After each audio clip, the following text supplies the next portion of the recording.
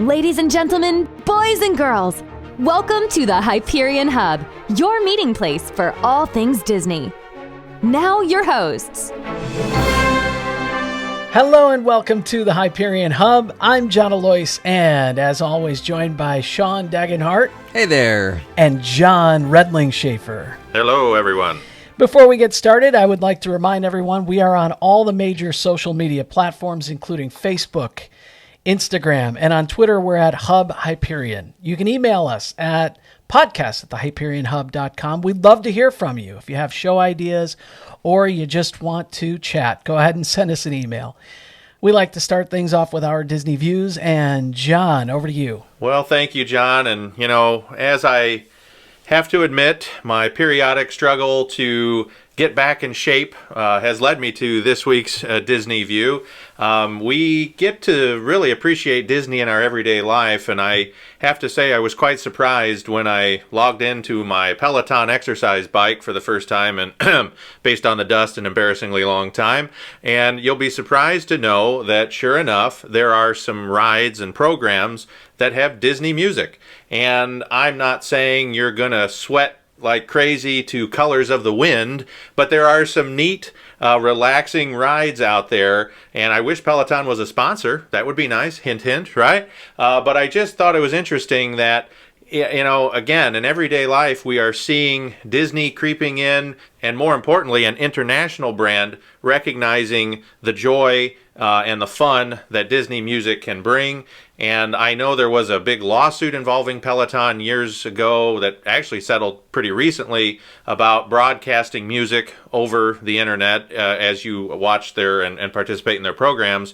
But I'm guessing that Disney has somehow worked it out with Peloton that, even as recently as 2-3 weeks ago, more and more Disney-related programming is out there for everybody to enjoy. That's very cool. Now, can you just give us a brief background on what the device is, and we don't need to know how often you use it.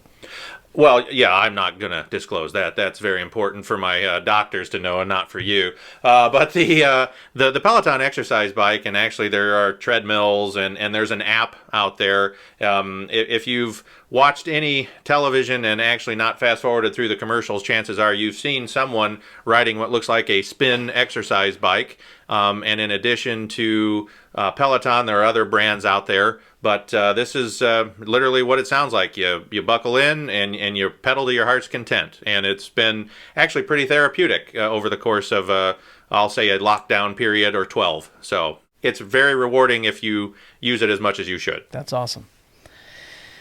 On to our main topic. And while Disneyland and Walt Disney World are both very different in many ways, in some instances, they're actually similar. And there are some attractions that are very similar, like Space Mountain and Haunted Mansion. And we're going to talk about those. In some cases, in my opinion, it's a slam dunk who does it better, while some might be too close to call. So let's start us off with Space Mountain. And I can just tell you, between the two, Disneyland's has a wider vehicle, so you can fit people side by side. It has speakers in the vehicle to listen. They blast music at you in both Walt Disney World and in Disneyland. But in Disneyland, those speakers are in the vehicle, and in the Magic Kingdom, you pass by them on the track. And the Magic Kingdom track is pretty rough. So of the two, for me, Disneyland wins hands down in this case. Have you guys ridden this one? Yes, absolutely. Disneyland is my favorite. Space Mountain, just a whole lot smoother experience. And you don't wake up the next morning with cricks in your neck. Well, and it's interesting, John, that you mentioned the side-by-side. I know some people complain about other rides where you are kind of single rider, cramped in there with hopefully someone you know, and if not, even more awkward. But that is a huge change from Florida for someone who doesn't know that. Yeah. And now, John, you mentioned to me off air before that you have not been to Disneyland, and we got to get you out there for sure. But take my word for it. If you enjoy Walt Disney World's version, I think you would go crazy over Disneyland's version for sure. Now, along those same lines, Splash Mountain out in Disneyland is built, the vehicles are built like the Space Mountain in Magic Kingdom. You, hopefully, like you said, you know the person in front of you or behind you, otherwise you get really close to them. And because they are single file, the track is smaller. The attraction is shorter. For me, Walt Disney World Magic Kingdom beats the original in Disneyland, Splash Mountain. I'd have to agree with you on that one as well. Well, and let's be honest. I mean, half of Splash Mountain is the anticipation, and I think a longer ride generally would be more fun because, oh wait, it's been a while since I've been on this one. Which drop is that? Oh, I'm going around this way. Oh wait, there it is. Now I see it. You know, that to me, half of the fun of Splash Mountain is the anticipation. So now we're going to get to one that I think is along those lines of too close to call. Both very similar. Big Thunder Mountain in Disneyland. I believe it's in Critter Country, and in Walt Disney World and Magic Kingdom, it's in Frontierland. I think the one in Walt Disney World is slightly longer. But the one in Disneyland has a long history that goes that predates that attraction. Actually, it was part of previous attractions. For me, what wins out for Disneyland is the special effects that they added a few years ago. There are explosion effects and other things. Walt Disney World's the queue is better than Disneyland's, but overall. Probably a slight edge to Disneyland in Anaheim. Considering the smaller venue of Disneyland, is Big Thunder Mountain that big? I mean, yeah, you mentioned the queue is better at Disney World. Is it simply an issue related to size and spacing for it? If I have read correctly and done some research watching the videos, this is such a popular historical attraction that Big Thunder Mountain Railroad exists on other continents as well. For example, I think Paris and Tokyo. Yes, it is in Tokyo and Paris as well. Okay, so this next one is one that I might be in the minority to say that it's a little bit closer than some people claim. I agree with people that Pirates of the Caribbean is better in Disneyland. It is much larger or much longer. You float past that Blue Bayou restaurant. Better drops, more drops. And Walt Disney World, was shoehorned in there. It wasn't supposed to even be part of the Magic Kingdom, and people were upset, complained, and eventually they kind of just built it. Now, this is one of those instances where they didn't have as much room to build an attraction as they had in Disneyland because it was all plotted out for them. What I love about the one in Magic Kingdom is the queue. It is probably my favorite queue in Walt Disney World. You walk through that old castle and it gets you in the mood before you get to the attraction. In Disneyland, it's just kind of a generic queue, but once you're on that boat, man, it is so cool. You're in the old bayou, and from that point on, it's all Disneyland for sure. And my first time to Disneyland, I was by myself because I was out there for the D23 Expo, and I got confused at finding the entrance because it's almost like a flyover to get in, but then there's an underneath part, and depending on like which way you walk, I was like, wait a minute, I've gone through Pirates, but now I don't see an entrance, and so that was a little confusing. But yeah, much shorter queue out there. That bridge in New Orleans Square was built because it was a bottleneck area, so people could bypass the queue there. So you say the drops at Disneyland are better because you're not dealing with utilidors and just avoiding those? Probably. That probably has everything to do with it. Like I said, it was kind of, placed in. It was an afterthought for sure.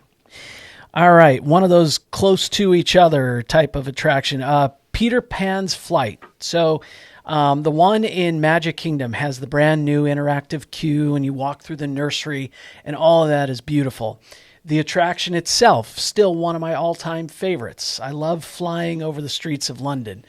The one in Disneyland, though, was refurbished recently and has fiber optics and stars that you fly past. And Neverland looks a lot better out there. I would say the interior is probably better in Disneyland, but it seems to be shorter. It feels like the scenes are a little bit longer in Walt Disney World. So this one's kind of a scratch for me. Walt Disney World's interior needs to be updated, but I love them both. Now, did the queue in Walt Disney World, it almost feels longer that you're going through the house. So I'm wondering, did they just extend the queue, or was all those, the remodels and going inside the Darling house, was that added into the existing queue? Because it feels longer. It does feel longer. I can't answer that, but it wouldn't surprise me, so that you're not outside as long. And yeah, that the queue in both Disneyland and Walt Disney World, it doesn't matter what. You could get there 2 a.m. It's 45 minutes, no matter what. Yeah. So. Well, and you mentioned the queues and bottlenecks there with that bridge at Disneyland. Well, I'm going to tell you right now, with all the social distancing and the tape between Small World and Peter Pan and Florida right now, they squeeze closer and closer together. If you're trying to get through to Haunted Mansion and around, I'm going to tell you, go the other way. Go through Liberty Square, because right now, what already seems like a longer line, again, you're spaced out, that's why, and so it doesn't necessarily mean a longer wait time, but, the whole experience is going to take, it seems like, a lot longer, and you're going to be compressed in that area. What if I have to get to the tangled bathrooms? I think that if you put your head down and push with one or both elbows, you'll be fine. But I think you may get hushed or corrected by 1 or 2 cast members to make sure you don't run, John. Thank you. All right. Speaking of Haunted Mansion, let's talk about that one. In Walt Disney World, it's in Liberty Square, and in Disneyland, it's in New Orleans Square. Disneyland's, of course, was the original. Opened on my birthday, August 9th. Several years before I was born.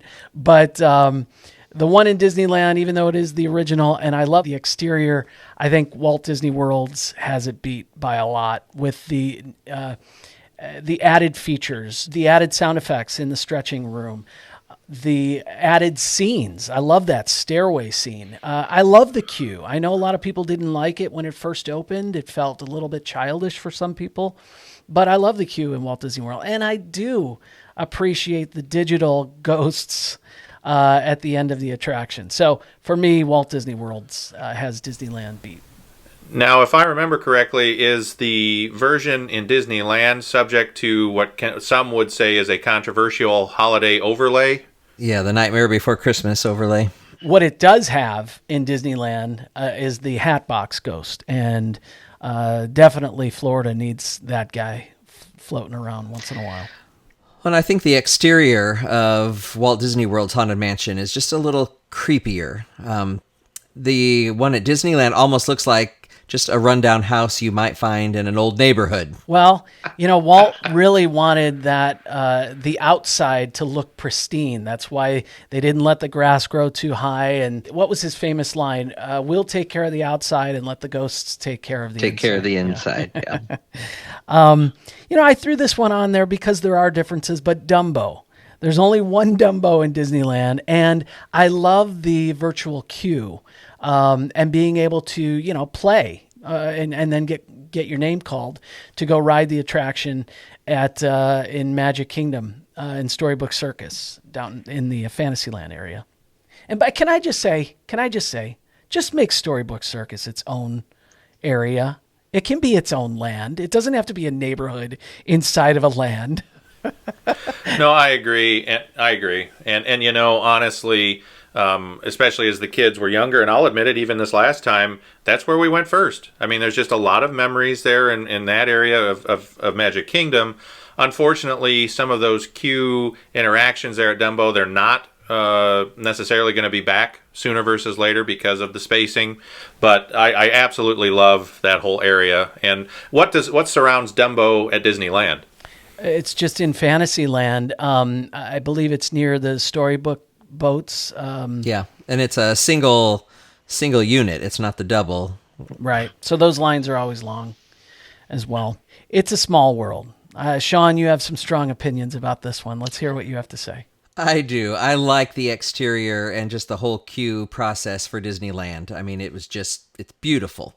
And that wall that, Rolly Crump helped design, and Mary Blair, and just much more festive. And I know they use it for projections and things during the holidays.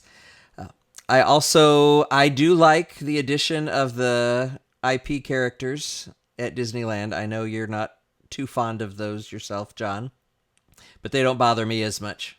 I just think they're unnecessary. And when you float past and you hear It's a Small World fade away and you start to hear some of that Disney music, it takes me out of the moment for a quick second. That's probably going to happen in Walt Disney World. They're probably going to put them in there.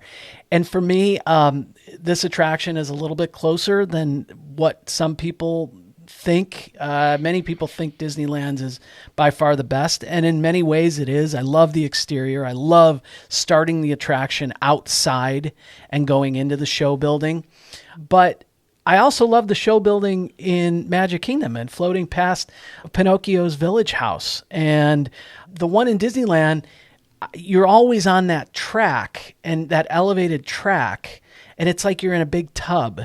Where in Walt Disney World, the water kind of meets all of the all of the animatronics, and it feels a little more immersed, and that's why I think it's a little bit closer. But yeah, I love Disneyland's version for sure.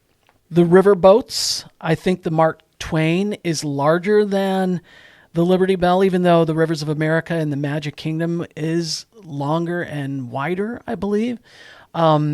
So it just theming-wise, it just scale-wise, it just seems to fit a little bit more. I like the Liberty Bell. The Mark Twain is so historic. I mean, Louis Armstrong has performed there, and Walt and Lillian had their anniversary there a couple days or the day before Disneyland opened. So there's a lot of history built into that ship. Buzz Lightyear, Space Ranger Spin versus Buzz Lightyear's Astro Blasters. It's a no contest. Disneyland's beats Walt Disney World. I think Walt Disney World's is looking pretty run down right now, and it needs a major upgrade. Disneyland's, you can remove the guns, the lasers, the laser guns, and point and shoot. For me, Disneyland's is better. We've only done Buzz Lightyear at Disneyland. I don't think we've actually done it at Magic Kingdom. Yeah, Magic Kingdom, you can control the vehicle. You can spin. That's why it's called Space Ranger Spin. But, John? No, I agree with your comment. That whole area, I think, is due for, I don't necessarily want to say upgrade, but I think some re-imagineering between Stitch and Monsters Laugh Floor and Buzz. I think that whole area in Tomorrowland is probably going to see some changes, and I would say not soon enough. The Astro Orbiter, the one in the Magic Kingdom, is elevated. You're flying above Tomorrowland. The one in Disneyland blocks the entrance to Tomorrowland, and you're not up very high. And I just like Magic Kingdom's better. I like Magic Kingdom's Tomorrowland better. Outside of the Autopia versus the Tomorrowland Speedway. The Tomorrowland Speedway, again, another major upgrade needed. But the one in Disneyland is probably the best attraction in Tomorrowland, I would say, except for the subs. Jungle Cruise was shortened dramatically in Disneyland when they included Indiana Jones. So I think Adventureland is probably a little more lush in Disneyland. It seems to be pretty tight-knit there, but overall, I like the Jungle Cruise in Walt Disney World. It's longer. You probably have better talent in Disneyland because a lot of those folks are trying to make their way in the Hollywood world. So you've got probably better cast members acting wise. Tiki Room. Both about the same. Disneyland's is right in the entranceway and right near the Dole Whip station. Walt Disney World's, I love the area where you queue up and you see that pre-show. I've always liked Walt Disney World's just a little bit more. And finally, the train. So the one in Disneyland, they recently redid to go around Galaxy's Edge, and for the first time ever, it makes a left-hand turn, and you ride past waterfalls, and you actually get to see dinosaurs. You go back in time at one point from some of the attractions left over from the 1964 World's Fair.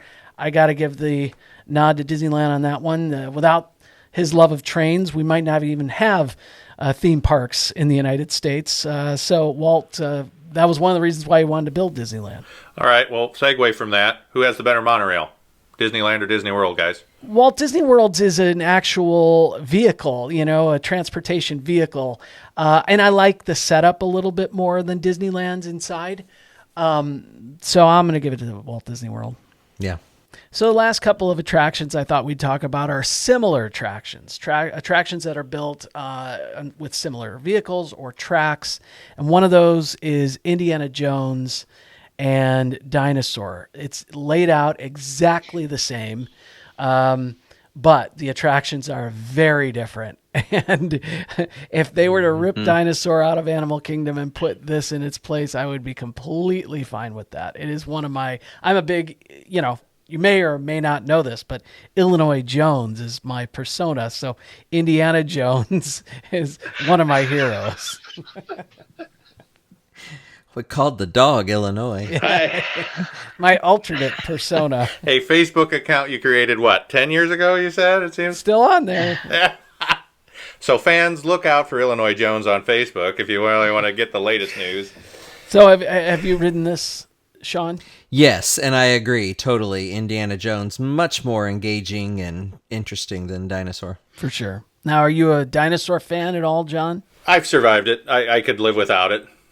But there's no other way to say it. I mean, it's just, I don't know. It's something to do in Animal Kingdom when it's hot. We never miss it, but yeah, the story for the Disneyland version is much better. Test Track and Radiator Springs. Similar vehicles, much different in tone, in story, in everything. Radiator Springs Racers is probably one of the greatest Disney attractions ever created. Probably my favorite. Maybe my favorite dark ride at this point, if you consider it. Well, and you even setting that up, I don't even compare the two because for me, it's a stretch to compare them because they're so drastically different. Yeah, I hear you. But they are similar vehicles. That's why I included it here. Twilight Zone, Tower of Terror, and Guardians of the Galaxy Mission Breakout. This is one of those ones where it's kind of too close to call, especially if you're a Marvel fan. I love Twilight Zone Tower of Terror, as I've said before. I love the history of it. I love the props, everything about it. But Mission Breakout's really cool. Sean, you're not a fan. I've not done Mission Breakout. I will. I just have not. And this is yet another example of one of those, some would say controversial overlays, retrofitting of an already established ride. But if, I'll take your word for it, John. We'll give it a shot if it's that awesome. I haven't been to Galaxy's Edge yet, so I can't wait to compare the lands and the attractions that exist there as well. Well, that's going to do it for our show. If you have any thoughts on this topic or any topic, go ahead and email us at podcast@thehyperionhub.com. And you can find us on Facebook. You can find us on Instagram and at Hub Hyperion on Twitter. That's going to do it from here. Have a great week, everybody. We're glad you could join us. We'd love to hear from you. You can email or send us a recorded audio message at podcast@thehyperionhub.com. Find us on social media on Facebook, Instagram, and Twitter. The Hyperion Hub is not affiliated with the Walt Disney Company or its subsidiaries. We'll meet you next time at the Hyperion Hub.